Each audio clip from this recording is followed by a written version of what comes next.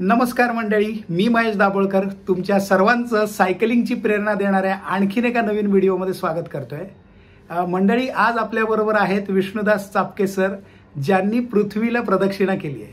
So आजच्या व्हिडिओमध्ये आपल्याला विष्णुदास सर खूप काही मोटिवेशनल गोष्टी सांगणार आहेत। त्याचबरोबर आपण नवीन येणाऱ्या हिंदायन बद्दल देखील बोलणार आहोत। चला तर मग विष्णुदास सरांशी बोलायला सुरुवात करूया। नमस्कार, मी विष्णुदास चापके, पहिला भारतीय आणि एकमेव भारतीय ज्यानं पृथ्वीला जमिनीवरनं सर्कल केलं। याला इंग्लिशमध्ये सर्कमनेव्हिगेशन म्हणतात। मी 35 देश आणि 5 खंडामधनं पूर्ण पृथ्वीला सर्कल केलं। हा माझा प्रवास 2016ला सुरू झाला। माझा पहिला कंट्री म्यानमार होता। Myanmar, Thailand, Laos, Vietnam, China, Australia, त्यानंतर South America, Central America, North America, Mexico पर्यंत, त्यानंतर युरोप आणि युरोपमधनं टर्की, इराण करत मी इराण पाकिस्तानच्या सीमेपर्यंत आलो होतो। पाकिस्तानने विजा दिला नाही। मग परत Tajikistan, Turkmenistan, Kazakhstan, Kyrgyzstan, China आणि बॅक टू थायलंड आणि म्यानमार करून भारतात परत। हा 3 वर्ष प्रवास करून मी पूर्ण पृथ्वीला सर्कल केलं।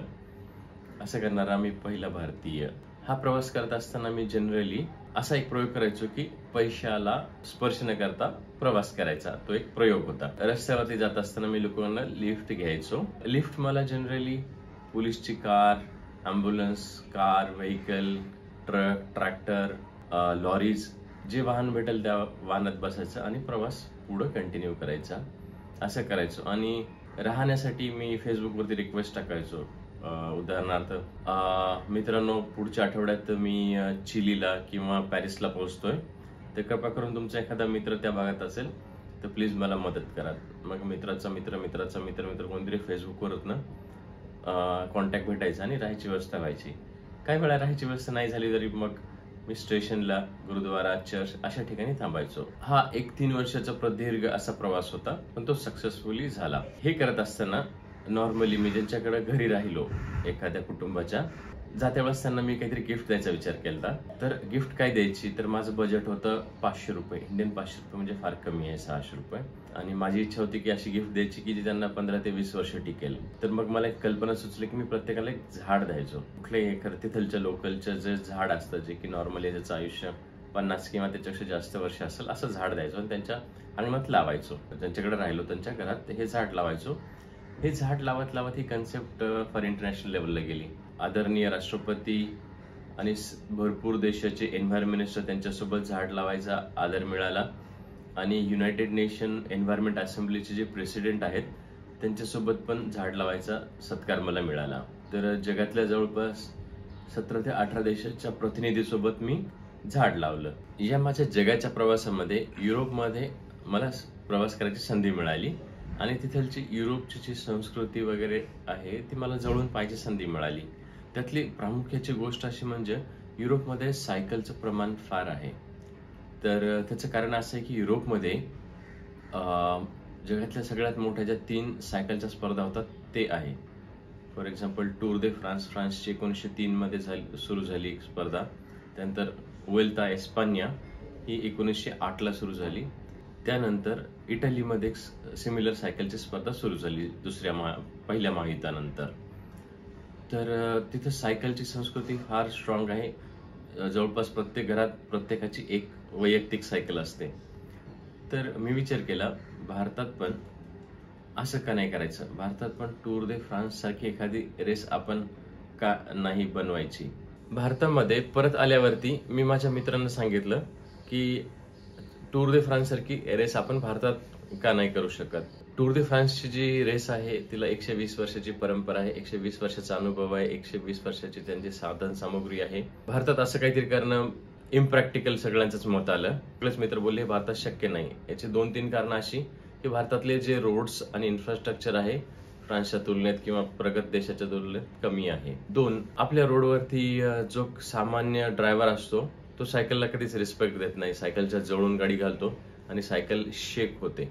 त्यामुळे जो सायकलस्वार असतो त्याच्या मनात भीती असते। त्या भीतीच्या वातावरणामुळे पण रोडला सायकल कोणी आणत नाही।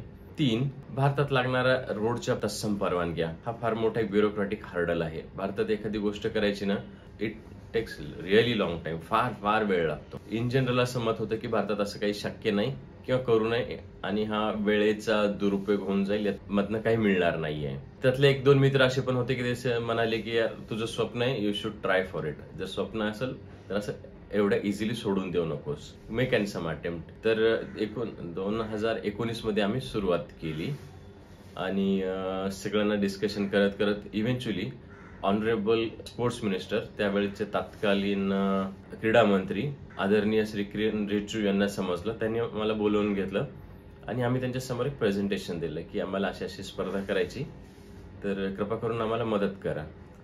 तर त्यांना ही कन्सेप्ट फार आवडली आणि ते बोलले की येस, मी तुम्हाला मदत करणार.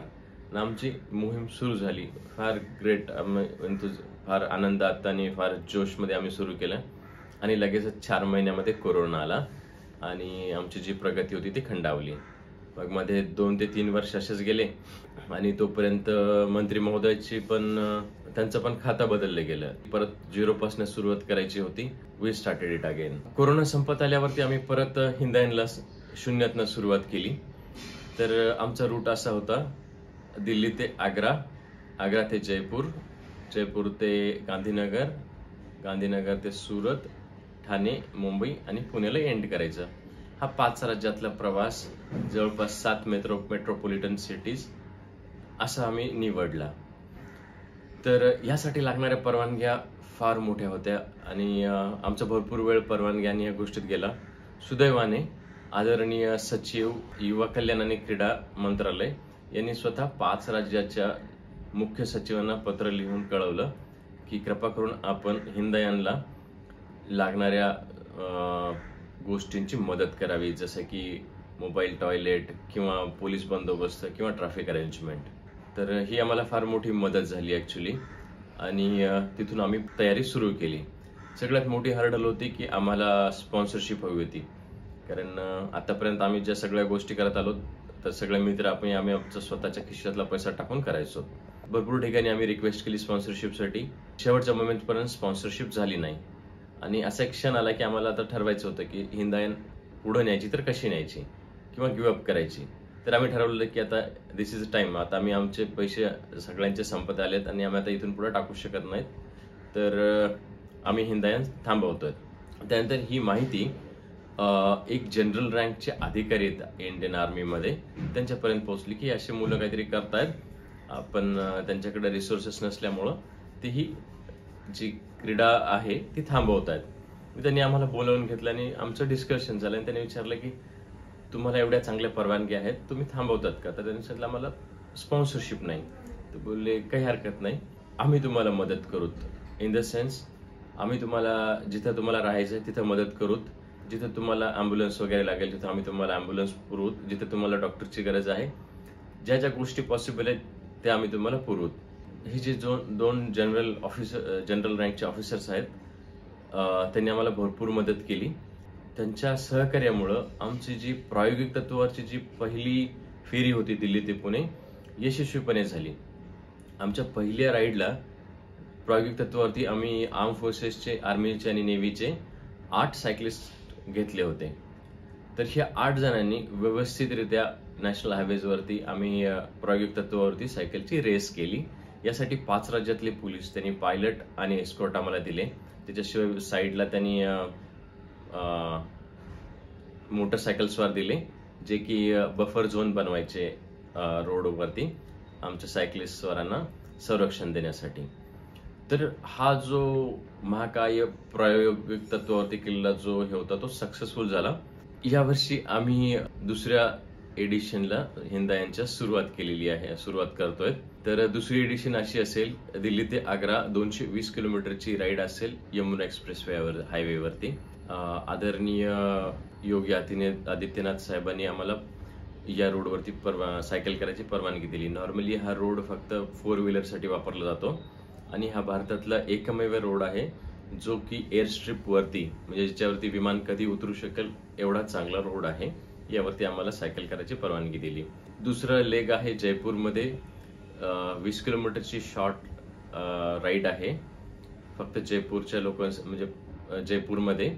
आणि नेक्स्ट राईड आहे अहमदाबाद ते गांधीनगर इंटरसिटी राईड. त्यानंतर नेक्स्ट आहे ठाणे टू मुंबई आणि मुंबई टू पुणे. हा सुरू होईल फेब्रुवारी 10 तारखेला 2024 आणि 19 तारखेला सिंहगडावरती आमची एक्सपिडिशन संपेल. 19 तारीखला सुदैवाने शिवाजी महाराजांची जयंती पण त्या दिवशी आहे, तर तो एक अनमोल क्षण असेल आमच्यासाठी. आम्ही भारतातले जे सायकल एन्ड्युरन्समध्ये एक्सपर्ट आहेत किंवा सायकल रेस करतायत, दूरच्या 200 किलोमीटर करू शकतात, अशांना आम्ही आमंत्रित करतोय. दिल्ली आग्रा आणि मुंबई ते पुणे ह्या ज्या 2 लॉंग एक्सपिडिशन आहेत त्यासाठी आम्ही त्यांना आमंत्रित करतोय. याशिवाय 100 किलोमीटरच्या 3 रेसेस आहेत सिंधुदुर्गमध्ये. तर या दोन्हीमध्ये डिफरन्स असा की ज्या दिल्ली ते पुणे आहेत त्या एक्सपिडिशन आहेत तिथं प्राइज नसेल आणि सगळे ग्रुपमध्ये सायकल करतील आणि शेवटच्या माणसासाठी आम्ही थांबूत आणि सगळे एकत्र जाऊ. रेस जो प्रकार आहे त्याच्यात बक्षीस असेल आणि यामध्ये कॉम्पिटिशन असेल. या ठिकाणी रोडची ट्रॅफिक बंद केली जाईल आणि फुल फ्लेज सायकलिंगला रोड ओपन असेल, ॲम्ब्युलन्स सपोर्ट असेल, अशा प्रकारची ही रेस असेल सिंधुदुर्ग डिस्ट्रिक्टमध्ये. आणि भारतातले जे व्यावसायिक सायकलपटू आहेत त्यांना आम्ही यासाठी आमंत्रित करतोय. आणि जे लोकलचे जे सायकलिंगचे ग्रुप आहेत, फॉर एक्झाम्पल दिल्लीचा सायकलचा group, Jaipur cycle group, Ahmedabad Surat cycle group, यांना आम्ही आमंत्रित करतोय लोकलच्या राईडसाठी किंवा रेससाठी. जे सायकल्सवर इच्छुक आहेत आणि ज्यांना यासाठी नोंदणी करायची, तर खाली लिंक दिली www.hindain.in यावरती आपली नोंदणी करू शकतात. आजच्या धकाधकीच्या जीवनामध्ये व्यायाम करायला किंवा बाहेर फिरायला वेळ भेटत नाही, तर सायकलिंग हा एक उत्तम उपाय आहे. तुम्हाला बाहेर फिरायला मिळेल आणि व्यायाम पण होईल आणि एक क्रिएटिव्हिटी पण तुमची जागी होईल. तर या कारणास्तव मी सगळ्यांना असं आवाहन करतो की तुम्ही सायकलिंगकडे वळायला पाहिजेत. आणि पर्टिक्युलरली जे लोक ड्रायव्हिंग करतात रोडवरती, मी त्यांना विनंती करेल की ॲटलिस्ट त्यांनी एकदा तरी अशी सायकल घ्यावी आणि रोडवरती सायकलिंग करावी. त्यामुळे तुम्हाला समजेल की सायकलिस्टवार ज्यावेळेस रस्त्यावरती सायकल करतो त्याला किती अडचणी येतात. तुमच्या जाणाऱ्या भरधाव वेगाचा त्याच्या सायकलवरती किती इम्पॅक्ट होतो हे तुम्हाला समजून येईल. तर मी सगळ्यांना विनंती करतो की सायकलकडे वळा. ही आरोग्याच्या दृष्टीनं, निसर्गाच्या दृष्टीनं फार सोपस्कर आणि सोयीस्कर साधन आहे आणि हेल्थच्या दृष्टीनं पण उत्तम आहे. Join cycling, save the earth. So मंडळी, जसं की विष्णुदास सरांनी तुम्हाला आता इतक्या सगळ्या गोष्टींबद्दल समजावून सांगितलं, नक्कीच सायकल चालवायला सुरुवात करा, कारण सायकलिंगमध्ये खूप बेनिफिट्स आहेत. येणाऱ्या फेब्रुवारी मधल्या हिंदायन स्पर्धेमध्ये सहभागी होण्यासाठी आपल्या डिस्क्रिप्शन बॉक्समध्ये तुम्हाला लिंक दिलेली आहे, त्यावर नक्कीच क्लिक करा आणि हिंदायनला तुमची हजेरी लावा. लवकरच भेटूया नवीन व्हिडिओमध्ये. तोपर्यंत स्वतःची काळजी घ्या, स्वतःच्या परिवाराची काळजी घ्या, सायकल चालवत राहा आणि इतरांना सायकलिंगची प्रेरणा देत राहा. Bye bye.